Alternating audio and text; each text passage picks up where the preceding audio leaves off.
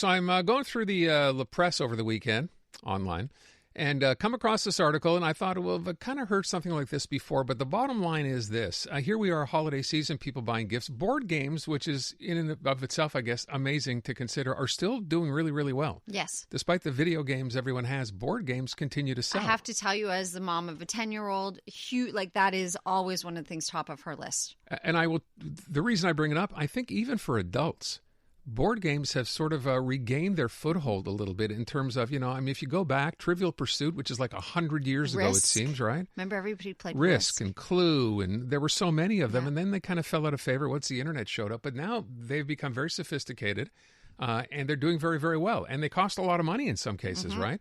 But the thing is, in Quebec, we have a language law. And from what I read in the La Presse article, the language law says, and by the way, stores that do this, right, have been visited by the OQLF, believe it or not. Maybe that's not too hard to believe. No. And told that, the law says, Article 54 of the Charter of the French Language requires that games are prohibited on the Quebec market whose operation, I'm reading from the Act, requires the use of vocabulary other than French unless the game is available in French under conditions at least as favorable. All that to say, if you don't have a French version of the game to go along with the English one, you shouldn't be selling the English one. Uh-oh. Problem is, most of these, if not all of these games, obviously are not created here, and the people who manufacture them just make them available in English because that's their biggest market.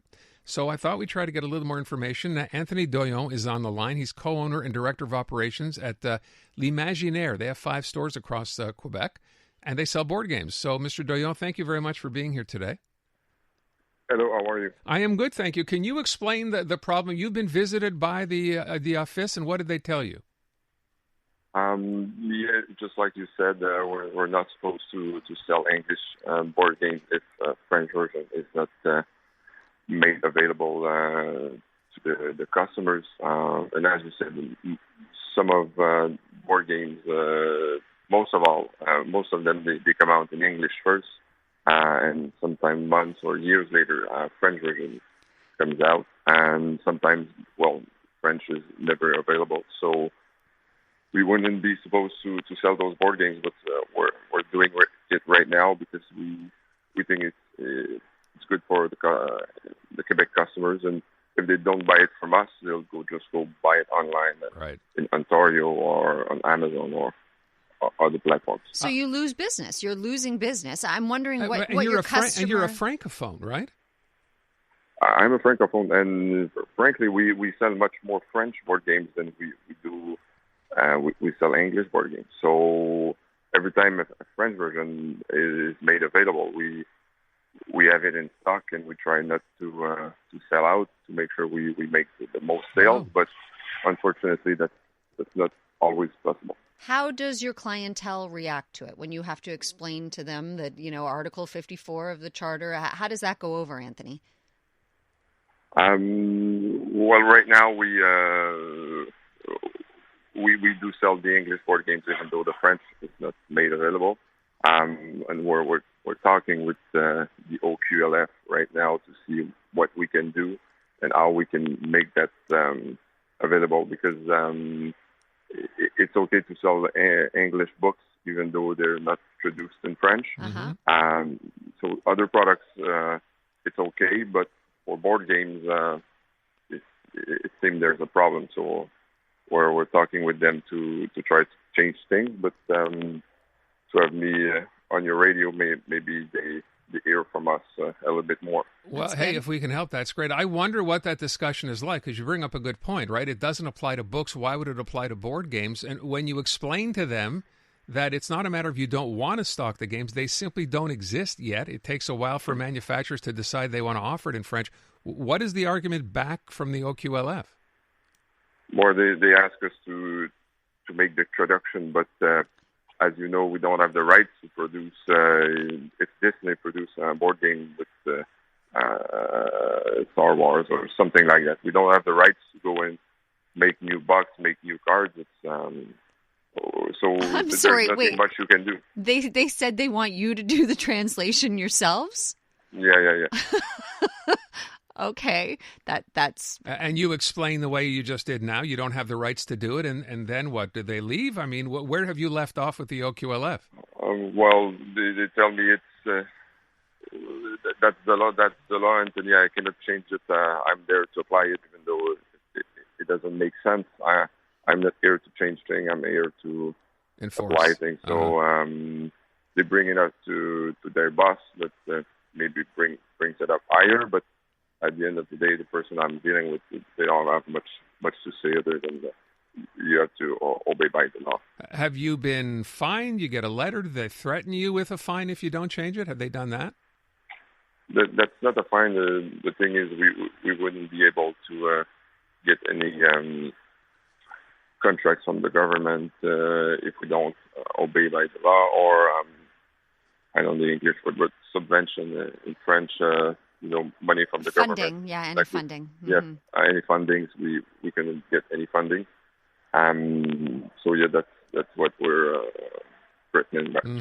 Can I ask what percentage, when you say you sell mostly French games, what percentage French versus English? Like how much of the business is in English? It's probably 80 or 90% of our business is in French board games. Okay. So I'm just thinking about also the language law, right? Like English has to take up less than 50. It has to be, a third of the size. So I'm like, maybe you could use that approach with them and say, well, it's less than a third according to the language, size-wise. Well, I'm wondering, too, if you want to buy in English, like you're a French board game store for the most case, right, L'Imaginaire, but there are stores that sell English board games or just English board games for the most part? Are there not? Probably in the West Island or in Montreal. They're probably parts of Montreal. So the customers are mostly English people. But how are they allowed to do it then? Well, they're just like us. Just doing it. When a new English board game comes out, all the stores in Quebec, they are ordering it because it's a great board game. It's a new board game. And those customers that are looking for the new products, they don't want to wait a year or two to get the French version. So they buy it in English. So all the stores are ordering it in English, and they're just not getting caught. So that's the point. So technically they're breaking the law, but everyone's doing it is what you're saying. Yeah.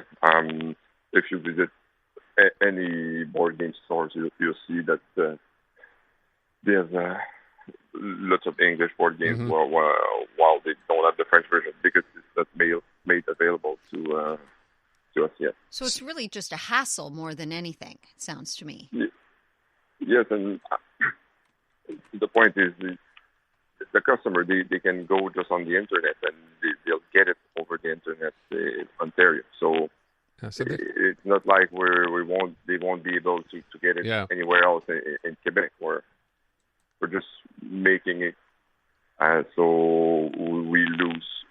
We don't keep our Quebec money in Quebec. So they're just basically shooting the retailer in the foot by saying you shouldn't do that when we know we can go anywhere else and do it, and hurting businesses in Quebec. It doesn't make sense. What are you asking the government to do here, Anthony? What do you want to have happen here? Well, I think that when there's no English version that's available, French version, that's available, we should be allowed to still sell the English version, or to make the board game just like the books. So we also sell lots of books, and most of the comic books they've never been produced in French. So and the lady at the OQLF, she comes in the store, and for her that's completely correct. So for me, a board game or a book, it's too close cultural wise to have two different law applying to those two products. Makes too much sense, I think, Anthony. That's why I'm worried about the government, because common sense, they're not so big on that. Anthony Doyon from the L'Imaginaire Boutiques. Anthony, thank you so much for your time. We appreciate it.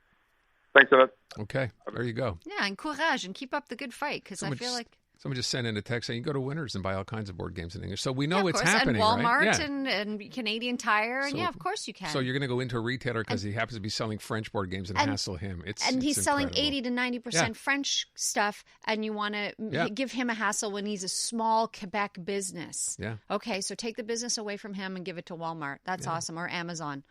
Enough said.